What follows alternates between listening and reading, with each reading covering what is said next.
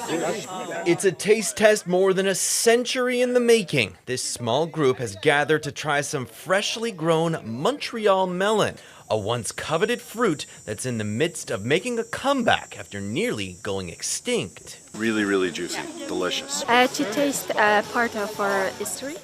The Montreal melon was a favorite among the upper echelons of society in the 1800s and early 1900s. It was grown widely along the St. Lawrence River, including in the fertile farmlands of Montreal. Aristocrats in New York and Boston could not get enough. It was sold $1 or $2 the slice, which to today's equivalent is something like 35 bucks the slice, which is insane. But as development of Montreal took over, the melon faded away.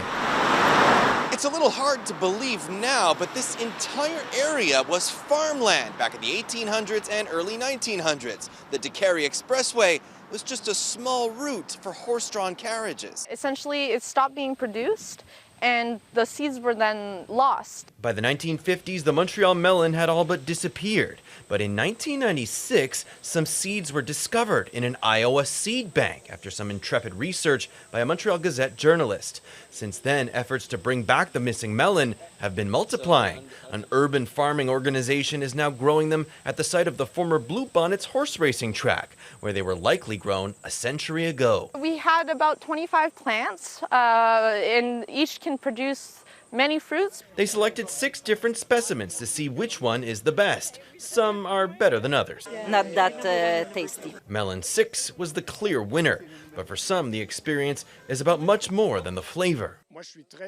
Pierre Cardinal's grandfather was a Montreal melon farmer, but this was the first time he ever tried it. It tastes just the way my father described it, he says. The urban farmers will replant the seeds of sweet number 6 next year in hopes of breeding the best possible Montreal melon. Theirs are not going to the rich and famous, but to a food bank they've partnered with. Dan Spector, Global News, Montreal.